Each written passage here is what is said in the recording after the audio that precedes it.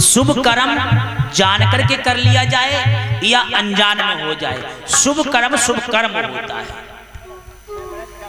उसका फल मिलना सुनिश्चित है। बोलो बेटा।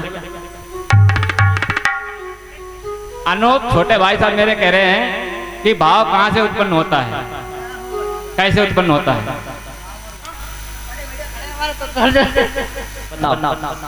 भाव कैसे उत्पन्न होगा, हमारे मन में कैसे उत्पन्न करेगा? बहुत अच्छा प्रश्न है ये आपका बेटा कि भाव उत्पन्न कैसे करें।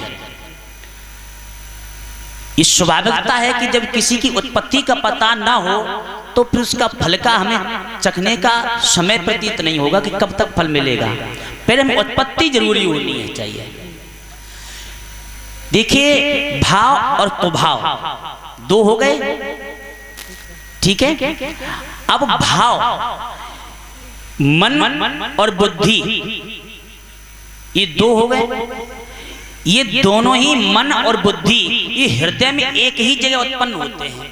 कहाँ? हृदय में दोनों एक ही जगह उत्पन्न होते हैं। जब तक मन के साथ विचार जुड़ा रहता है, जब तक मन बुद्धि का साथ नहीं लेता, जब तक मन में विचार उत्पन्न हुआ, विचार ही भाव कहलाता है। तो मन में जो विचार उत्पन्न हुआ और विचार उत्पन्न होने पर मन ने बुद्धि का संयोग नहीं लिया, तब तक वो कुभाव है, चलायमान रहेगा, वो स्थिर नहीं होगा। क्या होगा? चलायमान रहेगा, वो स्थिर विचार भाव नहीं ठहरेगा। जब वो मन बुद्धि का संयोग ले लेता है तब भाव बन जाता है।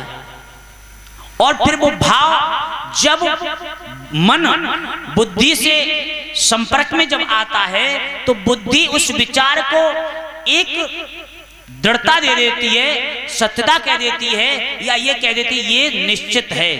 यानी उसका ये संबंध जुड़ जाता है, स्पष्ट कर देता है कि ये बात सत्य है। सत्यता का प्रतीक जब हो जाता है वो शब्द, वो भाव, वो विचार, उस समय भाव का नाम दिया जाता है। और जब तक विचार बदलते रहते हैं तब तक वो उसे भाव में नहीं कहता, वो उसे कुभाव भी आता है, कभी कोई भाव आता है, कभी कोई भाव आता है। तो भाव उत्पन्न होता है, विचार आया निकल करके कि भाव मन के द्वारा बुद्धि के संयोग से जो सत्यता को प्रतीक होकर के जो स्थापित हो जाता है, उस भाव का नाम भक्ति कहलाता है।